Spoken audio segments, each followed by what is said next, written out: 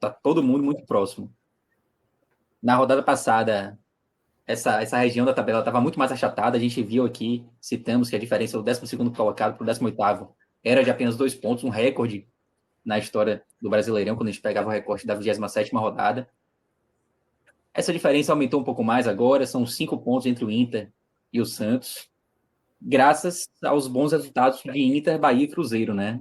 Esses 3 times conseguiram bons resultados nessa rodada e ainda se aproveitaram de tropeços dos demais times dessa briga contra o rebaixamento. Corinthians, um tropeço absurdo, assim, empatou com o América, estava perdendo até o último segundo, praticamente, do jogo, e acabou conseguindo empatar.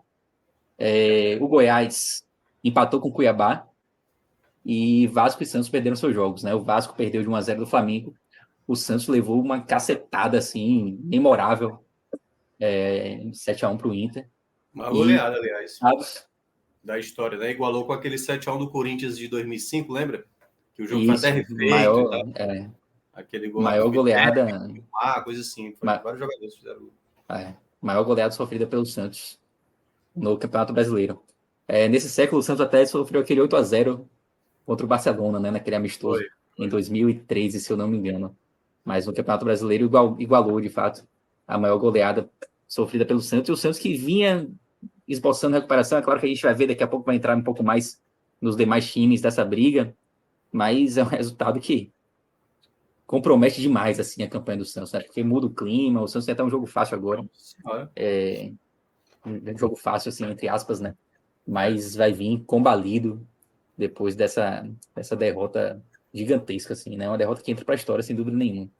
E aí, Inter, Bahia e Cruzeiro conseguiram se aproveitar disso também, né? Venceram seus jogos e puderam também comemorar o tropeço dos principais adversários. Justamente isso fez com que esse bloco de Inter, Bahia e Cruzeiro conseguisse se deslocar, né? Se descolar um pouquinho mais dos demais, com a exceção do Corinthians, que está ali bem próximo também. O Corinthians estava num degrauzinho acima em termos de pontuação, empatou e acabou perdendo a vaga, né?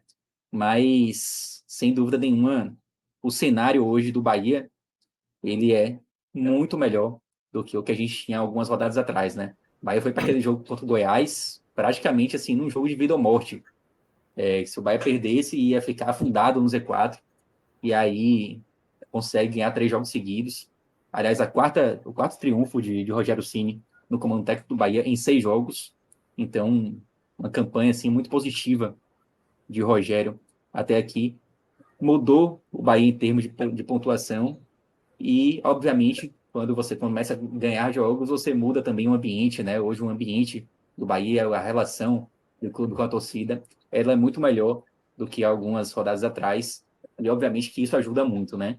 O Bahia vai agora para 2 jogos fora de casa, e tem a possibilidade aí de continuar essa sequência. Pode inclusive ganhar o 4º jogo seguido. O Bahia não ganha 4 jogos seguidos no Brasileirão desde 1991. Tem muito tempo. Nunca aconteceu nos pontos corridos. Então, é uma possibilidade aí de quebrar um tabu que já dura muitos anos. E esse recorte, né, que a gente está vendo na tela aí, da classificação do segundo turno, Bahia é o terceiro. Né? Então já mostra essa evolução das equipes da parte de baixo. É a equipe que tem o melhor desempenho recente, né, o melhor desempenho no segundo turno. Então isso realmente dá sinais que o Bahia pode mais, né, Pedro? Eu marquei justamente essas 7 equipes que fazem parte desse campeonato hipotético que Ceni citou. E o Bahia é o mais bem posicionado dessas 7.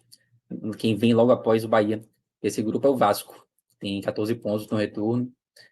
Depois o Santos, que vem dessa cacetada, né? Então, vamos ver o que é que vai acontecer, se o Santos vai de fato conseguir reagir após esse 7-1, né? Ou se vai ficar ali na zona de rebaixamento mesmo. E um destaque negativo para Corinthians e Goiás, com as piores campanhas do segundo turno entre essas equipes que disputam para não cair, né? Corinthians num momento muito ruim, assim, um resultado desastroso até, eu diria, contra o América, mesmo tendo conseguido um empate no final.